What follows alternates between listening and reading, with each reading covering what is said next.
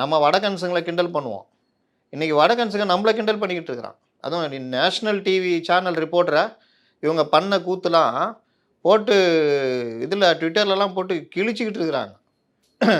இவங்களெல்லாம் இதெல்லாம் சொல்லித்தர முடியாதா? நான் கேட்குறேன். எது எப்படி போகணுன்னு என்ன பண்ணணும்னு தெரியாதா? எந்த கட்டுப்பாடும் கிடையாதுங்க. குறிப்பாக யங்ஸ்டர்ஸ் அங்கே இருக்காங்கன்னு அரசியல் பக்குவப்படாத எந்த கட்சியில் அங்கே யங்ஸ்டர்ஸ் இல்லை? எல்லா கட்சியிலும் இப்படியே அங்கே பண்ணிக்கிட்டு இருக்கிறான். சொல்லுங்கள், எங்கேயாவது நீங்கள் சொல்லுங்கள். டிஎம்கே, ஏடிஎம்கே, சீமான் கட்சி, அண்ணாமலைக்கு வந்த யங்ஸ்டர்ஸு, பாமகக்கு வந்த யங்ஸ்டர்ஸு அதிகபட்சமாக அந்த வண்டி மேலே ஏறிக்கிட்டு எதாவது பண்ணிட்டு போவாங்க. இது மாதிரி எங்கேயா பார்த்துருக்கீங்களா நீங்கள்? இந்த தலைமைக்கே கட்டுப்படாத கூட்டம். விஜய் கையை விட்டால் கையை பிடிச்சி எடுத்துன்னு போயிடுவான் போல். அந்த பஸ்ஸில் விட்டால் பஸ்ஸில் யாரும் ட்ரை பண்ணுறானுங்க. அதுக்கு தான் அந்த பஸ்ஸை இப்படி வடிவமைச்சிருக்காங்க.